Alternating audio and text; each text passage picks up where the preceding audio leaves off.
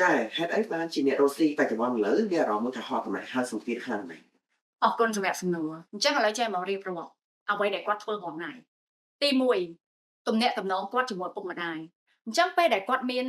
រឿងអ្វីដែលអត់សប្បាយចិត្តគាត់អត់អាចធ្វើការចែករំលែកទៅឪពុកម្ដាយគាត់បាននេះ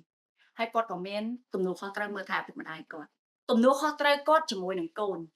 ពេលដែលគាត់មានកូនគាត់មិនអាចចិញ្ចឹមតែកូនអត់កដោកូនបានទេទំនាក់ទំនងរវាងយើងជាមួយនឹងបុគ្គលិកអញ្ចឹងយើងត្រូវមានពេលវេលាសម្រាប់បង្រៀនបុគ្គលិក ឲ្យគាត់ចេះពីការងារទំនាក់ទំនងយើងជាមួយនឹងក្រុមហ៊ុនយើងត្រូវ make sure ថាធ្វើម៉េចឲ្យក្រុមហ៊ុនរីកចម្រើនឲ្យក្រុមហ៊ុនអាចរកចំណូលបានយើងត្រូវធ្វើម៉េចឲ្យដៃគូសហការរបស់យើងគាត់មានទំនុកចិត្តនិងគាត់សប្បាយចិត្តដែលបានជ្រើសរើសយកយើងជាដៃគូសហការរបស់គាត់ចំណុចមួយទៀតគឺរវាងយើងជាមួយនឹងអតិថិជនផ្ទាល់ពេលដែលអតិថិជនគាត់មិនសប្បាយចិត្តគាត់មិនពេញចិត្តគាត់ខឹងអញ្ចឹងយើងត្រូវដោះស្រាយមិន អញ្ចឹងបើគិតមើលទៅដូចជាអ្នក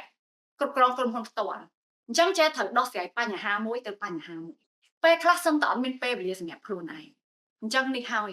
ដែលធ្វើឲ្យគាត់មានអារម្មណ៍ថាគាត់ហត់